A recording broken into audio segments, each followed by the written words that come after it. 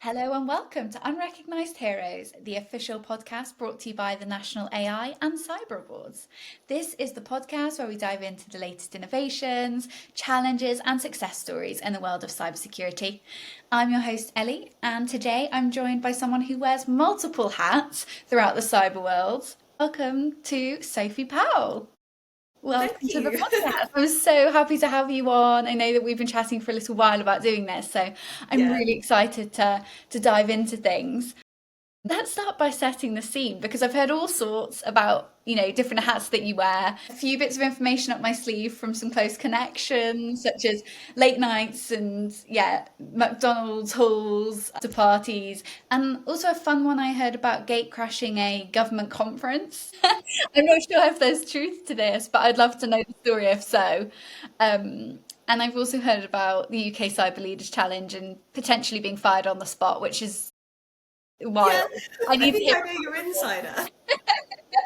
But tell us all about you, Sophie. Well, I don't think that introduction does you any justice in your professional life, but I think it sounds fun and a good place to start. Fun in a personal way, certainly. Thank you so much for having me on. So, yeah, I'm Sophie. Yeah, wearing multiple hats is kind of becoming my full-time job at the moment, but I wouldn't have it any other way.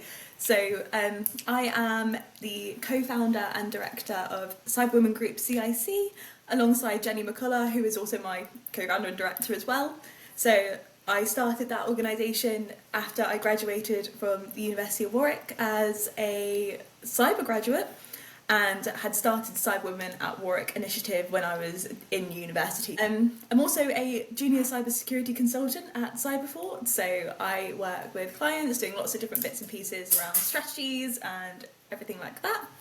And then I'm also the joint comms lead and scenario team for the Cyber Leaders Challenge. So lots on my plate, but thoroughly enjoy everything I do. Wow, that sounds fantastic. And I think I'll come onto it in a little bit, but I'm always curious as to how you balance your time and balance it all really. But I'd love to hear what pulls people into the world of cyber to begin with. So can you talk a little bit about your journey and what sparked your curiosity to begin with? Yeah, of course. So my curiosity actually, when I was in secondary school, I think it was, I was actually really obsessed with chemistry. I was Okay. very much going to be a chemistry student. I loved kind of the fact that you can mix all these things together and kind of, it was very one answer type subject I found, which I quite liked. It worked for my brain quite well. So I think I just loved what you could do with chemistry and got creative with it. And one of my first ever modules I did in chemistry back in year 7 was a forensic science class where the teacher kind of had laid out like a whole crime scene and we were doing fingerprint dusting and everything in between. And I'm quite a problem solver. I love being set a challenge and having like different bits and putting puzzle pieces together. It really kind of, it's what I love to do. So that came along and I was pretty hooked then on becoming a forensic scientist very quickly and doing all of that stuff, maybe the police side, and kind of thought that's where it would end for me really. Until I found when I was taking my GCSEs, I had a gap for another subject, and I wasn't the biggest fan of the more kind of humanities side of things. I didn't find they gelled with me very well. So my teacher at the time was like, take computing, it will do you good either way. Like, it's a good subject to have. It offers you a lot of skills across a lot of different areas, whether that be kind of like just doing Excel spreadsheets, that's probably going to come up in your career at some point, or learning to code and kind of learning and kind of taking that approach.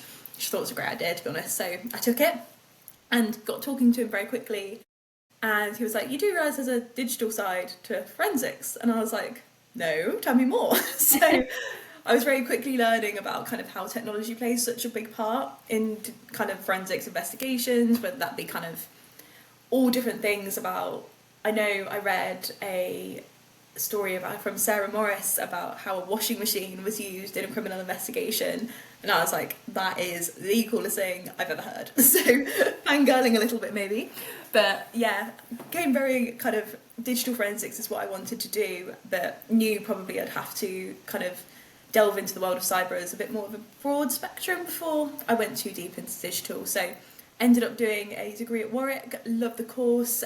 It was very hands-on and practical, which Nice. worked beautifully for me. I'm a very visual learner in that way. And yeah, then ended up with Cyberfort in the kind of consultancy side, which I'm really loving because I could talk to a brick wall. So I get to talk to lots of people every day. So yeah, I love it. Wow, that's such a already very varied kind of career journey, but a nice kind of career journey to hear about because quite often we hear that people fall into the cyber world rather than actually having a passion very early on and moving into it in that way. So that's nice to hear that it was a career option for you at that point in, you know, your education. So that's really nice. Yeah, I felt very lucky actually that it was very early on that someone identified kind of someone took the time out really to speak to me about it and kind of say like, do you know that kind of this is also offered, because I don't know if I'd have realised on my own there had been a digital forensics side. So very appreciative of the mentors I had back in my secondary school days. So Yeah, yeah. that's really unique actually. A lot of people that I chat to, as I say, kind of have said, you know, they fell into it, but actually talking to young people, it's not always a career that's offered to them. It's more kind of traditional route. So that's really nice to hear that at your wherever you went to school, it was Yeah. definitely an option. Yeah, absolutely. And well, my school's back down in Cornwall, so it was kind of yeah, there wasn't loads going on in terms of cyber down there at the time. I know it's getting a lot better now, working with lots of different kind of Yeah. places and in betweens. But yeah, I feel myself very lucky. That's fantastic. And what I find so kind of inspiring about your journey and your story, Sophie, is that you've got this crazy balance going somehow, which we touched on earlier in the episode, but a full-time role, a passion project, and still making an impact. So I'm curious how do you balance it all?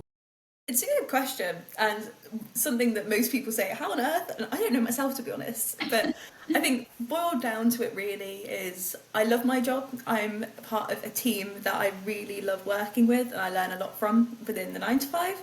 So that's kind of like that side. And then passion project for me is it is a passion project. It's not a job.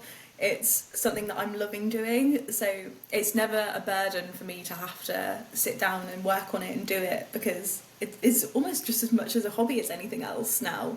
It's something that I'm passionate about. It's something that kind of keeps me going. I've got so many students and kind of people that are inspiring me every day as well, which I think is just as important as anything to I'm continuously re-inspired to keep doing what I'm doing.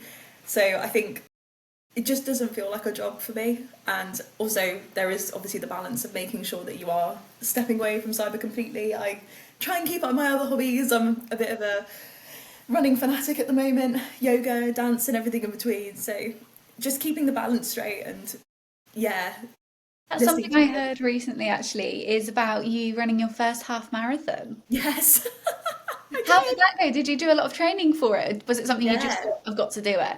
I did in the end. I actually did quite a lot of training. So I've kind of on and off ran all the way through uni and then got to January and I was like, fancy a bit of challenge that isn't something academic based for once. So me and my friends who I used to run with in uni all signed up for the half marathon and it was hot. It was so it was like 23 degrees. I was like, of all the days, May decided to be nice. It was this day. Yeah, it went really well and I thoroughly enjoyed it, which was Would you amazing. do it again? That's the question, isn't it? I would do it You again, would. but I'm going to do it in the winter months instead because I think I'd rather run in the rain That's a than anything great, yeah, else. that's a great plan. Yeah, something like that. Well, in terms of the CIC, I want to come back to that in a little moment and talk more in depth about your work because I think it's a fantastic initiative. But if you were to give any sort of advice to people early in their careers, maybe in the same position you were, where you're ambitious and you want to get involved in various things, what advice would you give them for being able to balance it all and to support themselves throughout it? Yeah, so as I said, I've been very lucky the entire way through that. I've had quite a lot of mentors who not only know me on a professional level, but also more of a personal side. They know me, they know kind of what works for me, they can pick up when I'm starting to burn out. Yeah. And I'm lucky as well, like my boyfriend knows that, my family knows that too. So I think it's surrounding yourself with the people you need to succeed. Like you can do it if you've got the right ambition and you're passionate enough to do something like that. You will go out and do it, and you absolutely should. But never be scared or feel bad about relying on other people around you to help you, because you will help them at some point in life. Maybe not now, but in like a few years' time, or maybe you have previously, or maybe you are without realizing it. So, yeah. That's lovely. I like that piece of advice. It's something that comes up quite often actually when I'm talking to people on this podcast is around the sense of community that there is in Yeah. cybersecurity. Have you had that same experience, Sophie? Yeah, I think it would be fair to say. So when I started off in university originally, we set up Cyber Women at Warwick because there wasn't, I think there was about 7 women on our course, about 75 of us. So plus COVID year as well. So we were all online in our little university rooms doing all of this. I only met Jenny on the first ever day. We ended up getting put in the same lab group, saw each other across the room, basically went like, yeah, yeah, and that was our story ever since, really. So I think there was definitely a sense of loneliness to start with, just because we were so new to the kind of industry, so new, and we were like, there cannot be anyone else going through what we're going through right now. But obviously there was loads of people doing it. So I think that's why Cyber Women focuses on such a community aspect of getting people together, getting people talking, and just knowing that you're really not alone. But yeah, as I've gone through this industry, if you meet the right people and meet the kind of people that want to support you and help you succeed, it's a lovely thing to be a part of. Yeah, absolutely. And there's such a power to mentoring, isn't there? Having mentors that understand you, which you've touched on, but also finding one that clicks for you as well, that you can really be honest and open about the struggles and the challenges, but also the success that you're experiencing, which I'm sure you talk about a lot, because that segues us nicely onto your win at the National Cyber Awards. Yes. It's amazing. And I believe that you were just 2 months into the creation of the CIC when you won the award. So, what did that early recognition mean to you, both personally, I suppose, and professionally? It made such a difference on quite a lot of different levels. So, as you said, I'd done the Cyber Women at Warwick initiative for 2 years of my time in university, and we were speaking to so many students. They were like, we're loving what you're doing because you're not a society, you're kind of a more professional initiative that's kind of creating a community space in your university. How do we set up? And it was like, that's actually a really good question because like, oh, we've just kind of gone out and done this. So Jen and I knew there was a gap, and we knew we wanted to do it. So we kind of set it up as a CIC. We did all the kind of checking around, seeing what would work for us. And we both said to each other, if this doesn't work, at least we tried. So I think we kind of made the promise to each other that we were going to have to do it either way, because if we didn't, who knows? And I think winning that award on that night, well, first of all, I was shocked at the amount of people that knew me. I was, I don't know. It was one of those things because the girl that I was meant to be going with couldn't make it. She pulled out on the day. And I was like, oh my gosh, I'm going into this massive room of people alone. I was like, oh no, this is going to be petrifying. I'm quite an extroverted person. I have no problem talking with anyone, but that had me because I was like, oh. It's absolutely intimidating. Yeah, but very quickly, there was people I knew, and people really did make me feel welcome at the awards, which was lovely. So I think going in to win it and being kind of having Cyber Women at Warwick known as an initiative to start with gave us the kind of foundation of, okay, this isn't something that we just think's doing well. It seems to be portrayed as doing well in the industry as well. So the kind of professional stance there, I guess, was a bit of a, okay, people know about us. This is good. Like, maybe what we're doing is kind of starting to get known about. It also gave me a chance to say, like, oh, Cyber Women at Warwick, hopefully going to make a few more of them, and this is what we're up to a few different people in the room. And so it kind of gave us a bit of like a launch pad, I would say, to start like saying, Nice. this is happening. And on a personal level, it was the confidence that I'd actually I knew the students who were the finalists and the loveliest group of students. It was amazing talking to them and all their journeys. And I think to get picked as the winner was, I remember it now, I FaceTime my mum, I was like, Mum, you're not going to believe it. You're not gonna believe it. Oh, that's lovely. I think that's a really nice story to tell as well, isn't it? Because Yeah. it is, of course, intimidating walking into a room full of people that are very well established in a career that you're looking to get into. But to be able to be there and thrive and people know about the work that you're doing is really amazing. I think that's a testament as well to you and Jenny's hard work. Yeah, I think it was almost a confidence boost we needed because we'd gone off, we set up this business. We were 20, 21 at the time. And it was like I set up a business at 21. And I think even our parents were like, business at 21? We were like, yeah. Let's do But it. you get organised loads of it. So I think that was like a lovely, like, okay, this isn't us making it up in our head. This could be a thing. We've really got to give this a good shot now. Have you found that you've kind of fostered lots of relationships off the back of the win and, built partnerships for the CIC itself? Yeah, so actually I was a side path student, which I'll probably speak about at some point. But the entire side path team were there, and I'd never got to meet any of them because I was remote working for them. And I hadn't realised they were all there either until they came over to congratulate me on winning. I was like, oh my gosh, this is lovely. So kind of got to meet all of them and have like a proper catch up. And I know one of our strategic partners now, CGI's Maxine, she'd actually messaged me on LinkedIn to say, congratulations, would love to connect on LinkedIn. I watched you win. Obviously CGI are now a strategic partner of Cyber Women. You can I can loop it back. I was having a think about it last night actually. I was like, wow, actually there's quite a lot of things that one night come out of really doing it. Even the students, I said the students were incredible. I think 2 of them off the back of that night have now come and joined us. So, and they're lovely. They're incredible. So. Oh, that's amazing to hear. I love hearing this lovely kind of journey that it's taken ever since the awards. Yeah. Was there kind of anything in those early days of starting the CIC that any lessons or challenges that perhaps stood out to you? I know you mentioned obviously being 20, 21 at the time of starting it.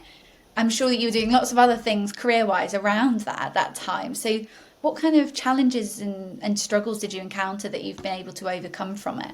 Oh gosh, where do you want to begin? I think the main thing was, it was quite a scary thing to do, setting up a business and kind of, having the official certificate of your business being sent to you. And Jenny and I were just sat in our little like student living room like, yay! And then we were like, oh gosh, we've actually set up a business. So I think there's a lot of challenges. So one thing that particularly we found out quite quickly is you don't need a business degree to run a business. I think hopefully we're testament to that. Certainly helpful if you have some sort of business background. So there was a lot of researching we had to do in terms of getting advice from people and kind of just understanding the kind of lay of the land a little bit. Like, you need accountants, you need lawyers, you need to know like what you need to comply by, ICO, everything like that you need to be aware of. So there was a part of that, but obviously with cyber degrees, a lot of the data handling and things was like, okay, we can do that. We've learned about that. So swings and roundabouts there. But yeah, I think from a challenging point of view, I think it's 2. You can say challenges, you can say learning. Yeah. Challenge-wise, managing time, because setting up a business needs a lot of attention to detail. And we were just in the way of starting graduate schemes as well, coming out of uni. Jen had just moved to Bristol, I'd just moved home. So it was a lot of, everything was up in the air at the same time it was happening. So we ended up kind of putting in like director nights where we'd have a glass of wine, sit down and kind of do it all, while also making sure that we had non-director nights where our friendship would stay the same. So we didn't just become work partners, we were best friends and work partners at the same time, which was important to us at the time. And then learning really was the growth side. We started off, because everyone's like, oh, what's your 5-year plan? And we're like, I think because we didn't know how well it would kind of uptake. Yeah. We might have had the students that had shown interest originally come and say, we'd love to set up, but there also might have been, like, that might have been it. We don't know. So it was so hard to work out how we were going to grow and what that would look like for us as an internal team, because we were only 2 directors, and then also the branches we were going to put on. So there was a lot of kind of blueprinting as to what it could and what it should. Somehow in the end came out, but it was a lot at the start, but a very valuable journey I think we both went through. I can imagine. And can you talk to us a little bit about where you're at today with the CIC and give us a timely update? Timely update. Well, we're still going. Haven't shut down, which is good. Point number 1. Woo. So we are actually currently concluding our 3rd year, if we count Cyber Women at Warwick. So around about 3 years in now. I can share with you some stats that I found out from one of our branch managers last night actually, but they'll be out by the time the podcast goes out. So we have 10 branches at the moment that were active within the academic year. We've got another 2 joining us over the summer, so we'll kick off the 25-26 academic year with 12, We should end the year with 16, hopefully, if all goes to plan. So we'll see about that. We've got an internal team of 9 currently. We've just taken on another, so we've got an internal team of 10 starting in the 25-26 year. Stats for the previous year, we did 98 events. I don't know how, I don't know where they all went, but we did 98 different types of engagement and events. And I think we had over 5,000 attendees across all of them. So Amazing. yeah, those are 2 little snippets I learned last night. I was like, oh, I know who will love this. So It's such a amazing reflection point for you both to sit there and think 98 events yeah, and I'm still breathing and I did a job alongside it. Wow. yeah, I think Really reflection is inspiring. actually such an important part of this. And Jen and I and the team all really do make a bit of a point of reflecting back. I think it's so easy to get so kind of curled up in it all and Yeah, just absolutely. carrying on. You're like, oh, 98 events, yeah, cool. We're going to do 150 next year. But actually, we're getting to the points now where we're like sitting our team down and going, you've done 98 events this year. Do you have any idea how good that is? Like, Wow. and taking the wins as they come and making sure you actually celebrate, Yeah, that's so whether true. that be going off and doing something on your bucket list or a glass of wine or a meal out. We've done them all. So That sounds fantastic. I love that. And it's nice to reward the team too, isn't it? Because, so, like you say, so often it's you're caught up in that daily grind and you actually don't take a moment to step back and think, ah, that's pretty yeah, cool. I've been able to do that. yeah. So we're lucky with the internal team we have. There's 10 of us. I consider them friends just as much as colleagues. I think because it's such one of those things where we've all become so personal with each other. Like it's kind of a nice in between that we're balancing at the moment. But I think to celebrate, we're all going out for a meal. We're all going to B-sides Cheltenham, hopefully, together as a team, as a bit of like a stand down, actually enjoy our surroundings a little bit. And yeah, so very important thing to do is reflect and celebrate your wins as they come. That's fantastic. And talking about wins, of course, winning the award has led you to judging this year for the Cyber Awards, which is Yes. fantastic. I'm so excited that you're on the panel, and I believe you're judging the education and skills category, which is so akin to you and your skill set and what you've been a part of in the past. So I think, yeah, best of luck with judging, and there's some amazing nominations coming through, so you'll be spoilt for choice, I'm sure. Really excited to see them. I think National Type Awards since I won was something I really held close to my heart because I was like, this was my first real stepping stone in terms of like that type of, I guess, just experience really with kind of getting to know the industry, and I was so welcome there. So when the applications came out, I was like, oh god, I've got to at least put in an application. So I Oh, was that's perfect. delighted to be. Well, I'm so pleased. You mentioned a little earlier on, Sophie, about cyber pathways. Can you talk to us a little bit about that and your work that you've been involved with them? Absolutely. So, Cyberpath is kind of a scheme that's run, and what it essentially does is it hires students and then they kind of teach you to deliver services to SMEs. So, you almost kind of take the kind of academic side that you've learnt in university, they help you apply it to industry, and then you go out and to deliver to actual clients. So it's a gorgeous way of taking what you've learned in academia and actually applying it, which I think is something we're missing sometimes in this industry, whereby so many people are coming out with degrees and amazing skill sets in the academic side. But actually applying that in an industry setting is Yeah. not as well known. So it was a beautiful day. I was one of the first in the first cohorts in the West Midlands. So I think I was one of 12 at the time. And I mainly focused on security awareness training and OSINT. Okay, So I interesting. was going out to kind of clients and delivering like security awareness training and kind of getting them all kind of involved, which did work for me. As I said, I talked to a brick wall, which was absolutely fine, no problem. We had some really good kind of like discussions in there and kind of got them engaged around kind of cyber and why it's important and what you should be doing. And then the OSINT side was essentially helping these SMEs kind of understand their digital footprint and maybe where they're kind of a little bit more exposed than they realised they were, which linked beautifully back to my dissertation that Oh, looked really? at, yeah, so the team at Cyberpath, I'll always be grateful for them, bless them. They actually helped me with my dissertation where I explored kind of any OSINT patterns I could find within SMEs and kind of how they presented themselves online, and kind of were they taking any sort of precautions that were kind of common to see, is there anything they were missing, which was a really fun dissertation to do, and I wouldn't have been able to do it without them. So it was That sounds incredibly interesting. Do you recall any of those trends that you were seeing, Sophie? There were bits and pieces. I think mainly it's the kind of smaller companies that were a little bit more family run and that type of thing, were maybe a little bit more kind of slack on the kind of social media side. So that was really interesting to see and kind of experience. And then the bigger ones actually probably had more going out on review sites than they realised. So when people were leaving the reviews across different platforms, it was actually exposing a lot more data than maybe they thought about, which obviously is something a little bit more difficult to control, because review sites you should be able to post what you want within reason. Yeah, it was quite an interesting one and I loved it. So certainly a highlight for me. I've loved the whole conversation we've had today so far, and I honestly feel inspired by you. I think you're fantastic, and your work ethic is incredible.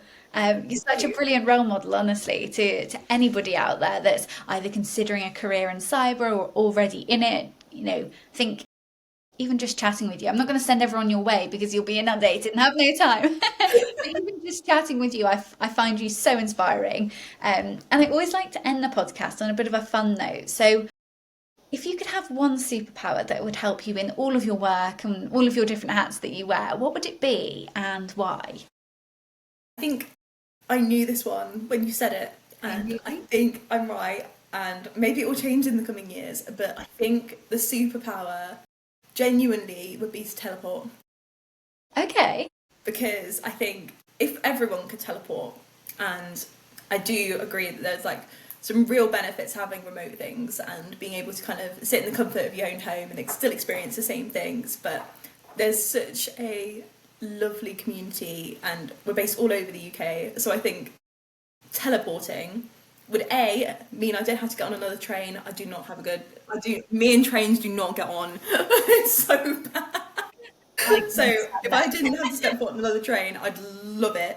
But also it would mean that everyone could attend everything without any kind of financial worries or being late worries, and kind of really experience the community that cyber has, because I think it has a lot to give and the right people have a lot to give too. So I think that would take away a barrier. But hey, maybe that'll be my next project. Yeah, teleporting. No, I like that a lot. That's not one I don't think we've had before, so that's definitely unique. Well, Yeah. thank you so much for taking the time out and chatting to us all. Like I say, I'm sure lots of people listening will be inspired and love hearing more about the CIC and your journey into cyber. If our listeners have enjoyed this episode, then please like, subscribe, follow our YouTube, follow us on LinkedIn to be up to date with all of our new episodes. Sophie, I'm wishing you all the very best for everything in the future, and I'm sure that you're going to hit those goals that you mentioned about the CIC's future. So I'm wishing you all the very best, and look forward to working with you on judging this year as well. Yes, I look forward to it. Thank you so much for having me.